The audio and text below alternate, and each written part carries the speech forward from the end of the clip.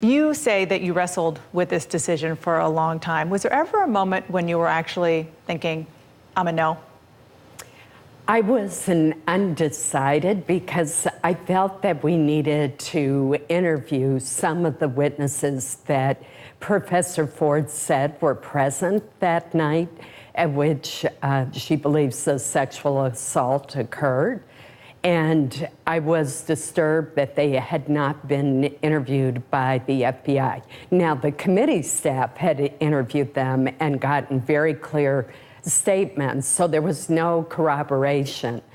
But I pushed, along with Senators Jeff Flake and Lisa Murkowski, for the FBI to do an interview of those individuals. But as you were going through that week, and as you were learning information, and as you were hearing the allegations, was there ever a time when you thought, I can't vote for this guy? Well, I was certainly undecided, and after hearing Christine Ford's very compelling and painful testimony, I thought, oh my goodness, he perhaps needs to withdraw. But then when he came back with such a forceful denial and the anger and anguish that he showed, and then the lack of corroboration, led me back to the fundamental issues that are fundamental to our legal system, a presumption of innocence and fairness. And you talked about that in your Senate floor speech. It was 44 minutes long. It was incredibly detailed, very well thought out, not something that was written on the fly after a last-minute decision. And I'm sure you've seen, just as I have, some of your critics are saying that that's proof that you were putting up an appearance of being undecided to placate Democrats and independents to make up the majority in your state of Maine. Well, nothing could be further from the truth. We have to remember that this hearing unfolded in two parts. In July and August and early September, I was focused on the judge's record, on his position on issues like Roe v. Wade, his judicial philosophy, whether he respected precedent, and that was my focus. So after I'd had a 2-hour interview with the judge and seen the hearings, which were extensive, I felt that I was very likely to vote for him. And we were drafting the statement. And indeed, all that detail in the statement. So that was done before the allegations. Then the allegations came forth and put the whole confirmation system in a tailspin. So part of the speech was written prior to the allegations of sexual assault. So let's talk a little bit more about those allegations. On the Senate floor, you said, quote, "The facts presented do not mean that Professor Ford was not sexually assaulted that night or some other time." But as you remember, Ford was really clear, under oath, under pain of perjury, that she was 100% certain that it was Brett Kavanaugh who sexually assaulted her.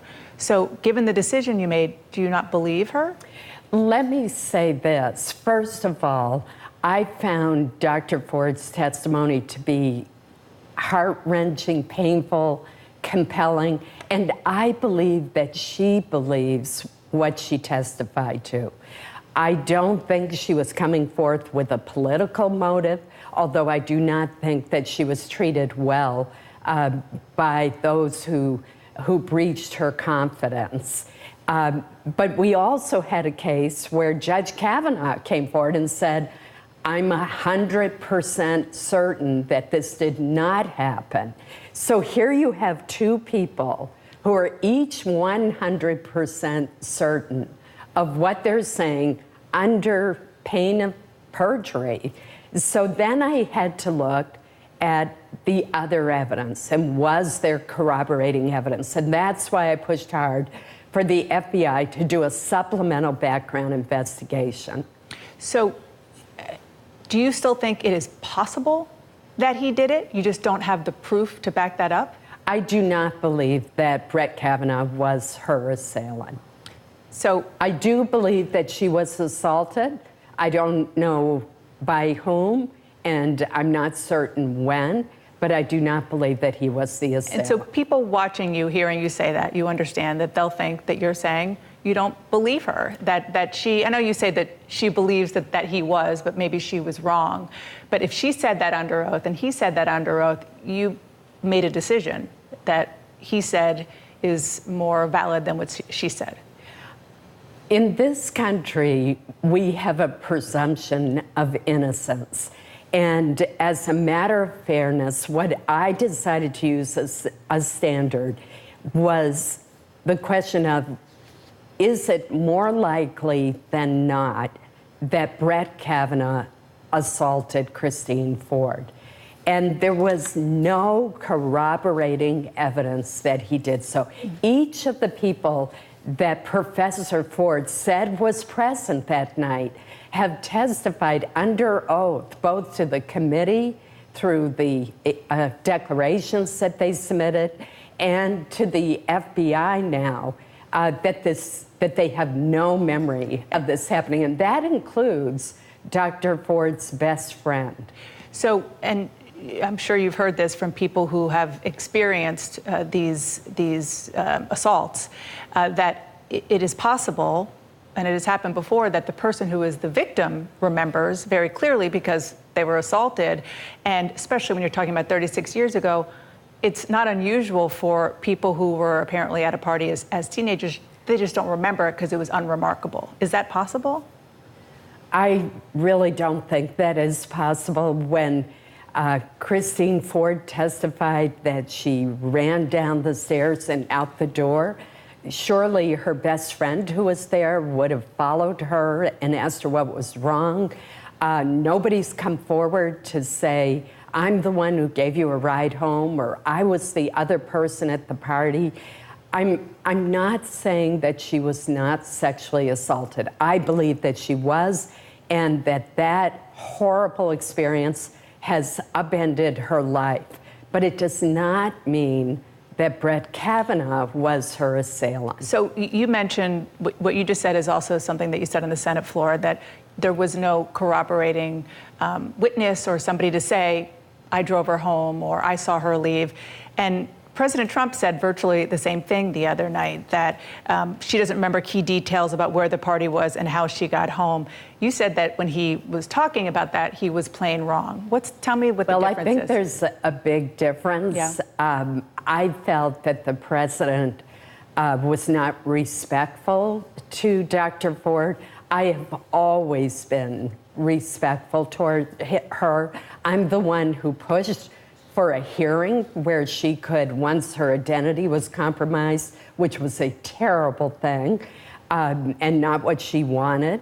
But once that happened and she was willing to come forward, I said she should be given a hearing. So it was the president's tone. It was his tone, but also he's not involved in the advice and consent constitutional duty. Mm-hmm. So I believe he should have said nothing. One of the major concerns that came up after the hearing was Brett Kavanaugh's temperament.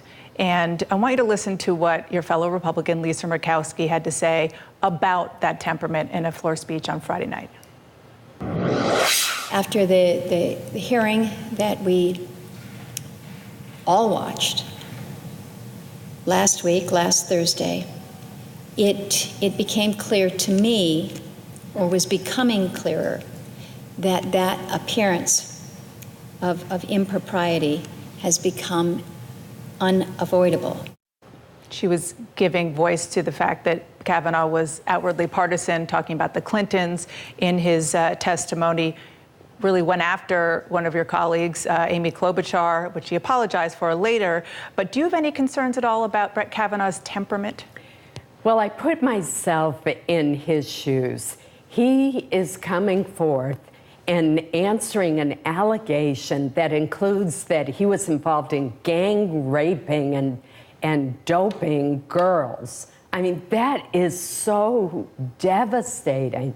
And I think he reacted with anger and anguish as a father of two young girls, a 10-year-old and a 13-year-old. I did believe that he should not have taken the shot at the Clintons, and that in his questioning with certain senators and responding to their questioners, particularly Amy Klobuchar, that he stepped over the line.